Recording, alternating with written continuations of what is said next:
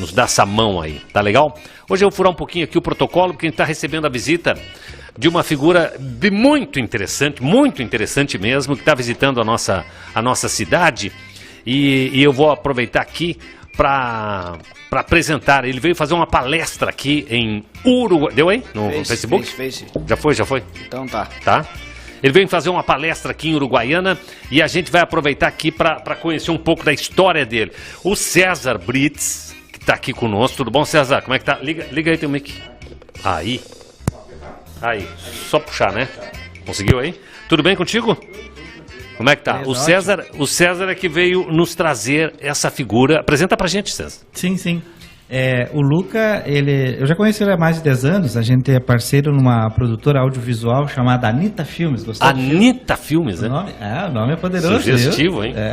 Anitta Filmes. E a gente já vem trabalhando com alguns produtos audiovisuais, assim, escrevendo alguns roteiros, produzindo alguma coisa. Sim. Mas o Luca, ele já trabalha com cinema há muito tempo, porque primeiro ele foi ator de teatro. Sim. São Paulo, com carteira assinada e Opa! Né? Timético, guri. E aí depois, eu vou fazer um resumão, tá, Luca? Porque se for falar todo... Claro. Depois pode detalhar um pouco mais. E aí depois que ele trabalhou com teatro uma época ali, ele participou em vários cursos lá em São Paulo, Rio, Curitiba e tal. Ele foi fazer a faculdade de cinema na Califórnia. Olha só. Isso. Então ele fez na mesma universidade que George Lucas, Spielberg, aquela turma toda, né? E aí depois que ele se formou em cinema... Foi colega lá de não, mas viu os caras, né? Por lá. É muita palestra, né? Porque eles foram antes que eu entrei, né? Eles formaram antes. Entendi. É outra geração. Outra geração, mas é o mesmo local ali, sim, né? É o mesmo local. Que Os loucura. prédios lá tem o nome deles, né? O prédio George Lucas Building, Post-Production, Steven Spielberg Sound Stage, tá tudo lá o nome dele. Tá? Olha só, que legal. bacana. Né, E os programas que tem, né? Sim. Primeiro semestre é um curso totalmente definido por eles. Você tem que fazer 5 curtas no primeiro semestre para você descobrir logo se é aquilo que você quer fazer na vida. Entendi. Então, Agora, todas as técnicas que eles aprenderam e tudo, quer dizer, vocês passaram igual. Sim, exatamente. Dá para sair outro Jorge Lucas de lá.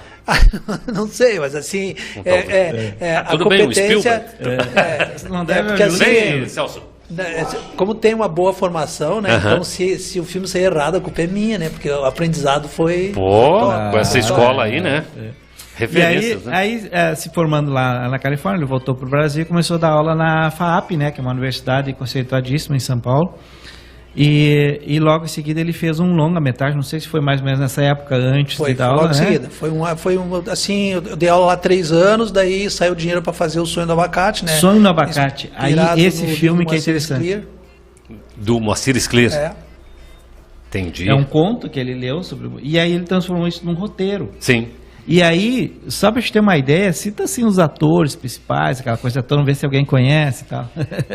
Eu na época até falei com o Scler, né, por telefone. Que ano foi isso? Foi em 98. Sim. 98. Aí ele falou assim, mas tu vai fazer um curta, né? Eu falei assim, não, vou fazer um longa, Scler. Mas Bate, você consegue fazer um conto, né? Eu falei, não, é que a história é muito forte. Sim. Porque ele faz uma narrativa ali de uma experiência que ele teve quando ele era adolescente, lá no bairro Bonfim de Porto Alegre, né? Aí ele me deu os direitos, né? Fiz uma adaptação do roteiro e daí fui premiado lá no Banespa na época, né? Sim. E aí fui em busca dos novos talentos, né? E aí encontrou alguns? Revelei, na realidade, né? Foi Mariana Ximenes. Ximenes? Ah, não. Caco Ciocler. O Ciocler, é? Participaram desse filme? Thaís Araújo. Caio Blatt. Nossa! Começaram tudo nesse filme. Nossa, que loucura, tio. Assim, foi uma sorte, sim. Porque eu trouxe 2 atores americanos, né? Porque era, no elenco tinha 2 imigrantes, né? Da Lituânia, que vieram para o Brasil durante a Segunda Guerra Mundial. Sim. E como eles eram do bairro Bom Retiro, de São Paulo, né? Que foi a experiência que o Moacir viveu lá em Porto Alegre até, né? Porque o Moacir, ele se apaixonou por uma menina não judia negra, quando ele tinha 15 anos. Sim. E no conto dele ele narra isso, né? De uma maneira ficcional. E eu gostei do jeito que ele narra isso, porque eu tinha acabado de voltar da Califórnia, né? Aquele fervor, assim, né? De política racial e tal. E eu gostei muito da história dele. Daí eu trouxe um produtor americano, amigo meu, que já tinha lá uns 15 longas na carteira. Opa. Aí ele topou e vir pro Brasil e disse assim, Luca, vamos trazer o Elliot Gould Eu falei assim, mas a gente consegue?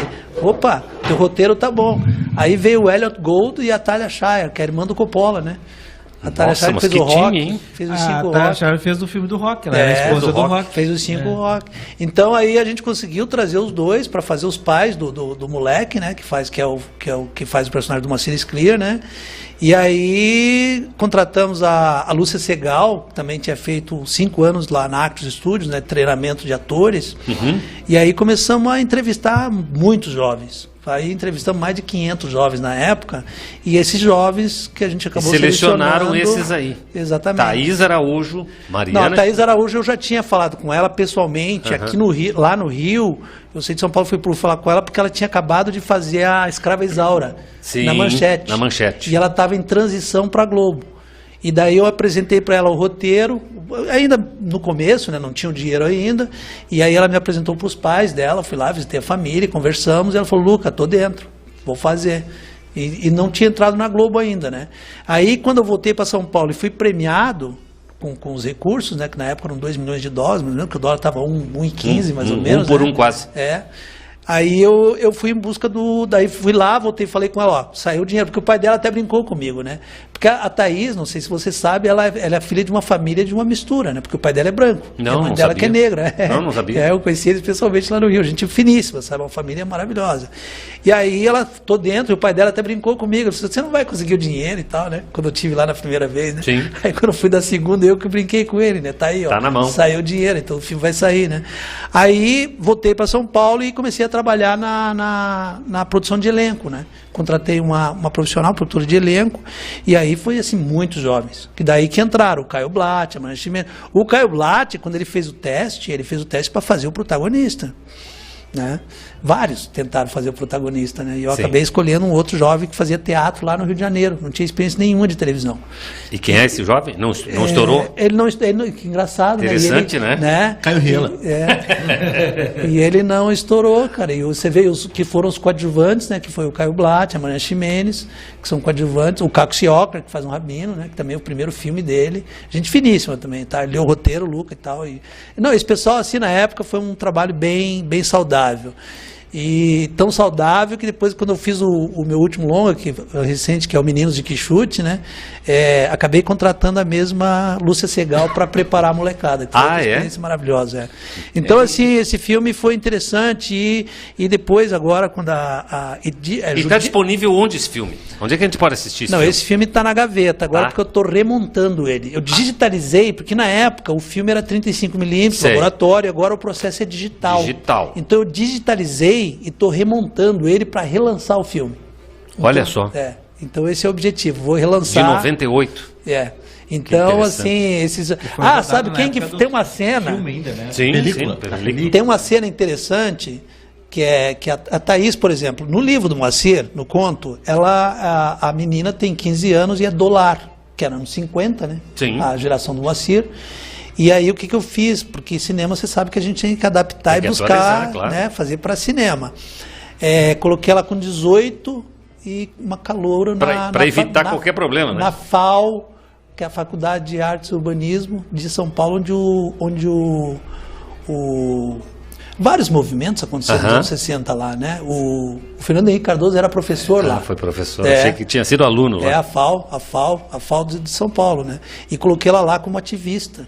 E aí tem uma sequência forte, assim, que tem uns 700 figurantes desfilando e tem um líder na frente que está fazendo o Zé Serra, que era, né, da Uni, exatamente. E quem é esse cara que estava ali fazendo essa figuração, liderando esse grupo? O Marcos Mignon, cara. O Marcos Mignon, é mesmo? Marcos Mignon é Zé Serra, então. Estava fazendo a figuração lá? O líder, é uma figuração, porque ele faz o líder do grupo que está fazendo essa passeata ali, né? Esse movimento, reforma agrária já, e ele é o líder, entendeu? E você vê só. Quem é que dirigiu o teu filme? Tu mesmo? Eu faço roteiro e direção. Roteiro e direção? Roteiro e direção, É o meu trabalho, que é a minha formação. Boa noite, tudo bem, Celso? Tudo bem? Tudo bom? Vou apresentar aqui Luca Amberg. Aliás, ele estudou lá no mesmo curso do Jorge Lucas e trouxe o Luca, né? Do Luiz Carlos. Sim, pelo menos para isso. É o nosso Luca, então. É o nosso Luca. Eu vi o Luca falando aí do Caio Blatt, né? O que me impressiona do Caio Blatt é que não envelhece, né? falou desse trabalho de 98, ele deve ter mesma coisa, né? Continua bonito. Ele sempre faz aqueles papéis ainda muito jovem, né? E a palestra hoje aqui em Uruguaiana? A palestra hoje. Daqui a pouquinho. E vai falar sobre o que essa palestra? Vou falar sobre... É porque, veja bem, o que me trouxe aqui, né? Essa palestra, a intenção além de umas oficinas que eles querem oferecer ali, que, eu não sei se vocês sabem, tem a tal da Lei Paulo Gustavo, né? Que hoje ela está a nível nacional, beneficiando os 5.570 municípios da União. E essa lei nasceu em função do quê? O governo anterior, ele teve o Paulo Guedes, um bom economista e tal, mas ele achou que o Condecine, que é uma taxa para audiovisual estrangeiro, que foi criada, inclusive isso nasceu lá em 76, mas ela cresceu agora com a criação da Ancine. Então o que é isso? Isso existe na Europa, em quase todos os países do mundo, que não é Hollywood, porque Hollywood domina o planeta, né? Essa lei é assim, uma taxação em produto de audiovisual estrangeiro, inclusive nacional e publicidade, tudo que é audiovisual, para fomentar a produção local, né? Para você ter Então cada filme que vem em estreia aqui paga uma taxa. Exatamente. Só que até 2013, mais ou menos, você pagava pelo título. Então a Disney ia lançar um filme. O Brasil tem 4.500 salas. Aí a Disney chegava e ocupava 3.500 salas com um mega filme. E pagava uma taxa. Aí a partir de 2013, o presidente da Ancine mudou isso. O que eles fizeram? Vai pagar por sala. Entendi. Aí começou a gerar um volume bem considerável. Tanto é que ali perto de 2018, 2019, estava arrecadando perto de 1 bi por ano. E quem é que tem acesso a essa verba? Então, essa verba vai para o Fundo Setorial do Audiovisual, que ele foi criado, que é um fundo especificamente, porque o Condecine, esse recurso tem que ser gasto no audiovisual. Então, a procedência dele é para fomentar o audiovisual do país, né, da cultura. Que tem na França, na Bélgica. Sim, mas pode ser feito de várias formas isso? Investimento em oficinas e produções, por exemplo? Não necessariamente. Bom, lá na lei não diz oficinas. Mas agora a lei Paulo. Então, só para complementar, aí o Paulo Guedes bloqueou esse dinheiro porque ele queria usar esse recurso para outros meios. Só que ele estava indo contra a lei. Mas o recurso ficou bloqueado lá 3 anos e meio. E aí acumulou 3,8 bi, né? E aí que entraram. Aí que criaram a lei em julho de 22, que é a tal da Lei Paulo Gustavo, que está até em nome do ator que morreu durante a pandemia. E aí essa lei foi criada para quê? Para dar um fomento aos artistas de audiovisual que sofreram, e também de outras áreas, porque tem uma parte da verba da Fundação da Cultura, do Fundo Nacional de Cultura, né? E 70% é audiovisual. Por quê? Porque a origem é o Condecine. Então essa lei emergencial leva o nome dele porque ele sofreu durante a pandemia. Então essa lei do Paulo Gustavo é um fomento para os atuantes, os profissionais de audiovisual do Brasil. E o que eu achei bonito dessa lei é que ela beneficia todos os municípios da União. E equivalente Como que é, Luca? Como que é para quem está nos assistindo agora aqui na nossa audiência espalhada aí pelo Rio Grande do Sul e Brasil, para o produtor audiovisual se credenciar para ser beneficiado pela lei? Bom, quem cuida disso em cada município é a Secretaria de Cultura, né? Então, essa secretaria, ela nomeia um Conselho Municipal de Cultura, e aí, além da lei, foi criado já um decreto, que foi assinado dia 11 de maio, e esse decreto já estabelece as regras, né, mais ou menos, para cada município como proceder. Então, cada município tem um volume de recurso. E ali no artigo 6º da lei e do decreto, e o 8 é das outras culturas, o 6 é só audiovisual. Então, o primeiro, item 1 do artigo 6 é lá, produção. O 2 é salas de cinema. O 3 é formação e capacitação de novos profissionais, que é aquilo que você falou das oficinas, né? E o 4 é fomento às produtoras que também sofreram, que deram essa queda sem produção durante 2, 3 anos aí nesse período. Então, o artigo 6º é inteirinho, os 4 itens voltados para o audiovisual. Então, a Secretaria de Cultura dos municípios é a responsável por fazer todo esse mecanismo de distribuição desses recursos, né, para a população de cada município do Brasil. Já se tem uma estimativa de que quanto viria para a Uruguaiana, por exemplo? Sim, tem a tabela. A Uruguaiana está recebendo aí em torno de, só para audiovisual, acho que perto de R$550 mil, só para audiovisual. E esse tipo de produto, ele tem que ser um produto quê? De interesse público? Como é que... Com certeza. Veja bem, porque há um interesse, porque se é audiovisual e é um recurso que está sendo distribuído, que é uma coisa única, porque normalmente esse fundo setorial ficava concentrado onde? Lá no eixo Rio-São Paulo. No eixo. Então, é uma coisa única, né, e beneficente a essa distribuição equânime, né, em todo o país, em todos os municípios. Claro que vão ter municípios que são muito pequenos e tal, talvez não tenham os recursos, e também como que vão encontrar todos esses atuantes do audiovisual, né? Sim. Então, assim, por isso que eu até gostei quando houve esse convite para vir aqui. Como eu sou professor já de audiovisual desde quando eu voltei da Califórnia, né, que eu dei aula lá na FAAP 3 anos, e hoje eu estou dando aula de roteiro lá na Federal do Rio de Janeiro. Olha só. Que é para os Instituto Federal do Rio de Janeiro, que é onde tem jogos digitais. É o único Instituto Federal do Brasil que tem jogos digitais. Que bacana. E gamers e cinema, sabe, que estão ali muito, né, próximos, né? Porque o cara que está fazendo gamer, ele é muito inteligente, muito expert em criar a tecnologia do jogo. A narrativa está no cinema, né? Sim, então, claro. por isso que eu me interessei em dar esse curso lá para eles. Está bem legal. Está bem. E daí, quando houve esse convite para dar essa palestra aqui, falar dessas oficinas, me atraiu. Porque eu e o César, como ele falou, a gente tem uma parceria desde 2013 lá em São Borja. Porque a minha filha é de lá, né? Então, a gente criou um projeto na época lá para fazer um documentário sobre a história de São Borja. Como é que um município daquele ali, rapaz, de 70 mil habitantes, né, tem lá... Dois presidentes. São Borja tem o curso de comunicação na Federal, né? Tem, na isso Unipampa, eu conheço. E o Aparício Mariense, por exemplo, que foi um cara que teve uma influência na Constituição da República, né, em 89, aí tem Tarso Genro, que vira um governador ministro. Qual é a semente? O que tem lá em São Borja? Tem uma César Brites. César Brites saiu de São Borja também. Então a gente E os presidentes, né, que nem citou, Getúlio Vargas e o João Goulart. Exatamente, os presidentes etapas. Aí agora foi bacana que tu mencionou Getúlio Vargas, porque no momento eu estou instalado no Rio de Janeiro, trabalhando num filme sobre a Segunda Guerra Mundial.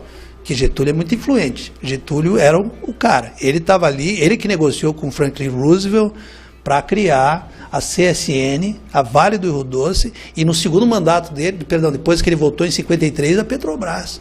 Sim. Então a política do Getúlio na época era o quê? Chega de ser só fornecedor de matéria-prima, vamos industrializar o Brasil. Então ele fez, e ele que nessa parceria se comprometeu com Franklin Roosevelt de criar a FEB, Força Expedicionária Brasileira. Foi ali que o Brasil entrou na guerra. O único país de toda a América Latina que entrou na guerra foi o Brasil.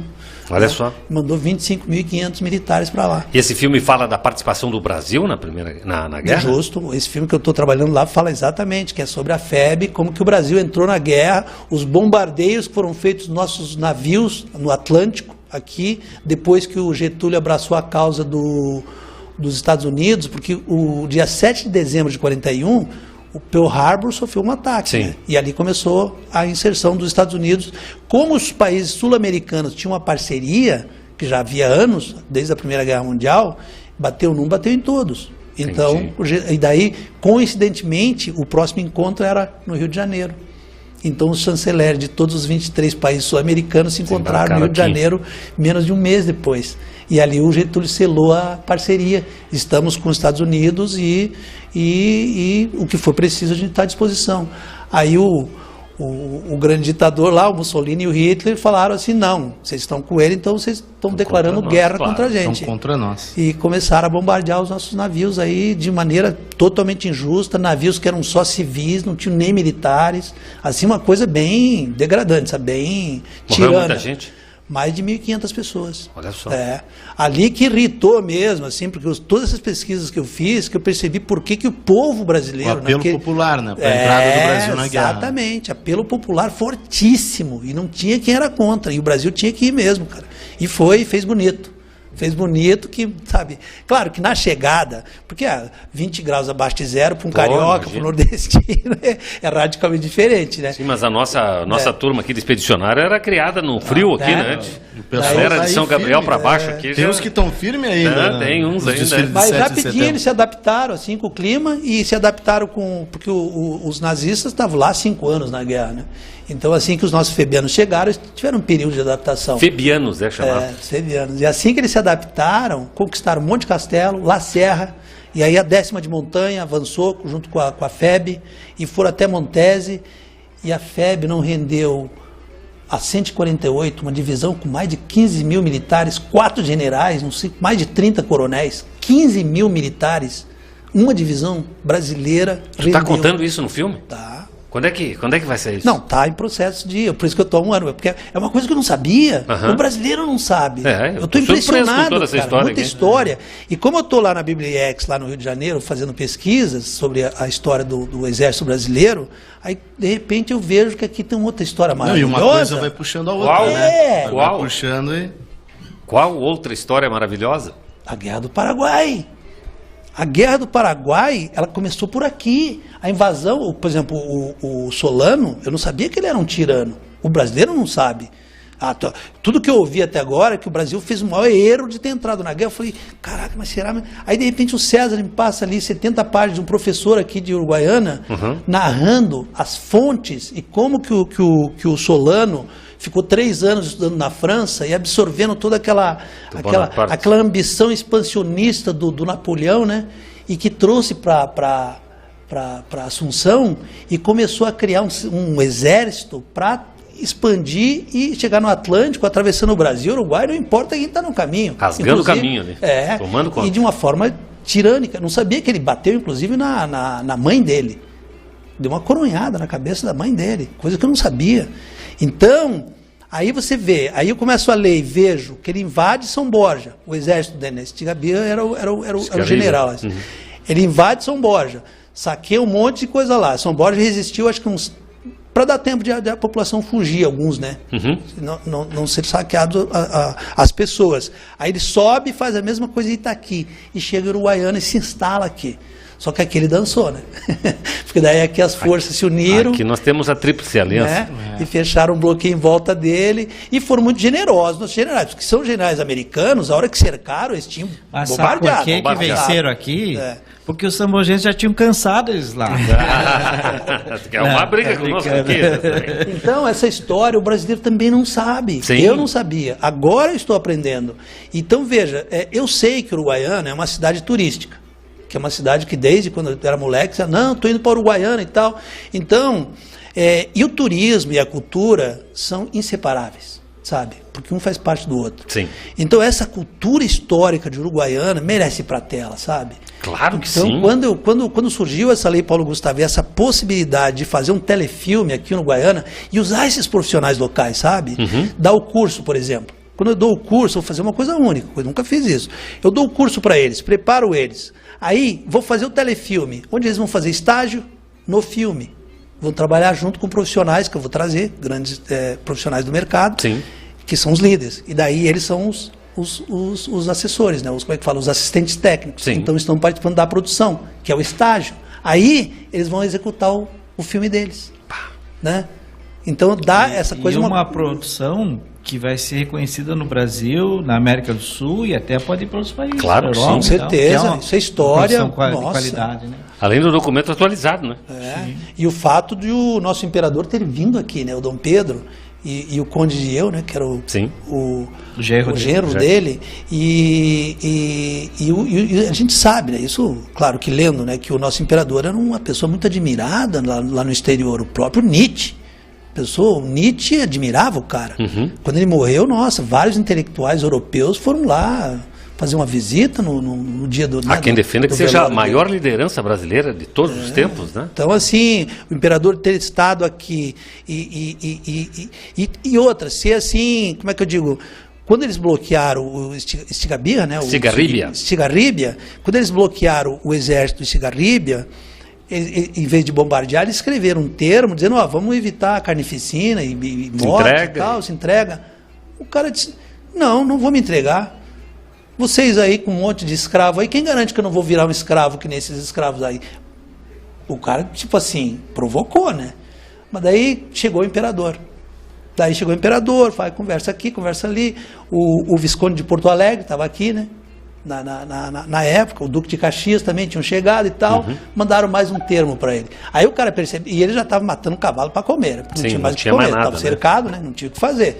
Aí quando o cara percebeu que ele ia realmente dançar, o que ele fez? Ele se entregou, claro que nos termos dizia que eles precisavam ficar no Brasil, né? Porque se eles voltassem para o Paraguai, iam ser condenados à morte, né? E aí ele foi para o Rio de Janeiro e tal. Agora, essa história, acredite, eu vejo, por exemplo, não sei, eu posso estar equivocado, eu sou professor e sei que várias escolas do Brasil vão adorar ter um documentário sobre essa história. Sem dúvida. Sabe? Que é a história do Brasil. E aí, que nem o César falou, né? A própria Argentina, o Paraguai, o Uruguai, né? Todo mundo vai se interessar. Né? Então, assim, Uruguaiana, ali, ó, vai se tornar uma... Tomara, né, que um filme desse ajude a promover o município de Uruguaiana para o turismo, né? Entendi. Agora, eu sei que tu tem tempo corrido aí. Nós temos um compromisso agora às 6h30, uma palestra ali no Sesc. Eu só queria rapidamente falar sobre... Esperem. O pessoal espera aí. Sim. Rapidamente sobre esse teu último filme que tu fizeste César, aí. eu seguro aqui. O Menino de Quixote? Os Meninos de Quixote. Esse filme é de que ano? Esse filme é de 2014. 2014. Ele foi premiado, né? Foi. Melhor filme brasileiro e ganhou, assim, na Mostra Internacional de Cinema de São Paulo. Agora, interessante, um filme chamado Meninos de Quixote. Tem uma coisa nossa aqui. E ser eleito mais por mulheres, né? Aí eu descobri, não, é por causa da mãe. Porque o menino tem 11 anos e a relação dele com a mãe é muito forte. Ah, entendi. Ele quer ser um goleiro. Quer ser jogador de futebol, quer né? Quer ser um jogador, né? A mãe apoia, o pai não, né? Então... Foi rodado onde? Foi rodado em São Paulo, uma cidade chamada Piracaia. E quem é que está no elenco ali? Ali o elenco é Werner Schoenemann, né? Que é o pai, né? É o pai, o menino. A Viviane Pasmantra, que faz a mãe. Sim. A Lete Salles faz a tal da madrinha, né? Que ajuda ele, né? Porque o pai é contra ele ser jogador de futebol, né? E o Paulo César Pereio. Ah, o Pereio. Que faz o diretor do clube, que ele acaba... ele acaba passando no teste, né? E o Pereio faz o diretor do clube. E o Meninos de Quixote é uma referência ao timezinho de futebol da área deles ali? Olha, o Menino de Quixote, quando eu li o livro, eu estava fazendo um filme em Londrina. Aí eu vi esse livro lá na Secretaria de Cultura, Meninos de Quixote, me identifiquei, né? Usei Quixote, né? Claro. Aí ele me emprestou o livro. Também usei. Que legal. Então você vai se identificar muito com o filme. Depois você passa para ele. Não jogava nada, França. Não, eu fiquei impressionado com o trailer. Você vai gostar, vai gostar. Fiquei E louco. o que é legal, você veja que é interessante. Eu me identifiquei como menino, porque eu fui menino de Quixote, né? Porque cresci em Lages, né? Nasci em Lages, cresci em Lages, jogando bola com Quixote e tal. E quando eu li o título, li o livro, olha, antes da página assim, eu já vi um filme. Aí já peguei os direitos, assinei.